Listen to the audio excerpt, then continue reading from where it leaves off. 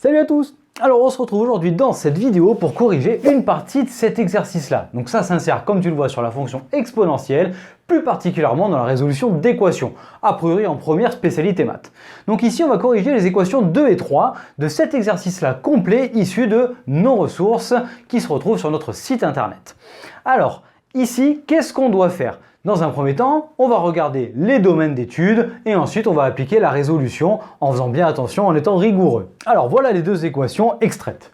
Ici, on la regarde, on voit x puissance 5 plus x carré plus 1, on se dit « oh là là, dans quoi je me suis embarqué ici là ?» Mais en fait, dis-toi que souvent, au plus c'est dégueulasse, c'est qu'en fait, au plus c'est facile, en tout cas pour le lycée. Et là, tu peux voir quelque chose, c'est qu'évidemment, ce polynôme de degré 5, il est dans un exponentiel.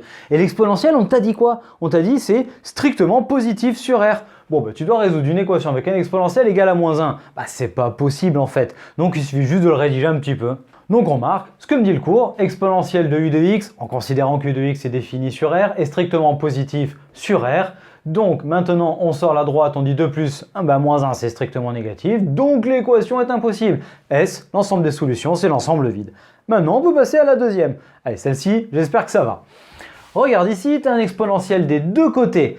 A priori, en première, tu seras restreint soit à un exponentiel par côté, soit à un exponentiel et de l'autre côté, ensuite, avoir uniquement le nombre 1 qui vient d'exponentiel de 0. Autre le cas des changements de variables. Donc ici, qu'est-ce qu'on fait? En fait, réellement, ce qui se passe, c'est qu'on applique la fonction logarithme n'est pas rien, ce qu'on verra en terminale. Mais on t'a dit en première qu'en fait, ici, on peut dégager les exponentiels. 2x plus 3 et moins 2x moins 5, ça c'est défini sur R, donc en fait, pas de restriction particulière. Et donc cette équation-là, elle est parfaitement équivalente à l'équation 2x plus 3 est égale à moins 2x moins 5.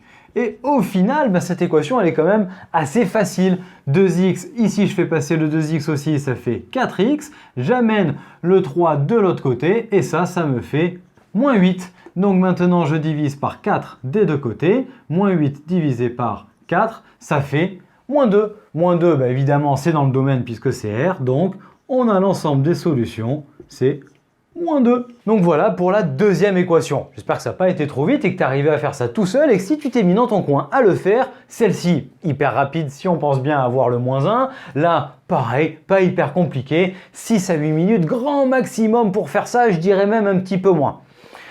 Voilà, on a corrigé cet exercice-là, donc j'espère que tu as bien compris que tu vas pouvoir t'entraîner sur d'autres exercices au travers d'autres vidéos et exercices que te donne ton professeur.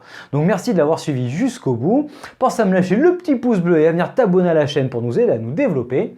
Puis pour d'autres ressources, retrouve-nous sur notre site internet ainsi que nos réseaux sociaux pour des cours, exemples, méthodes, exercices corrigés pour t'aider dans tes révisions. Et je t'invite à nous retrouver de suite dans une prochaine vidéo et je te dis à très vite. Allez, ciao à tous!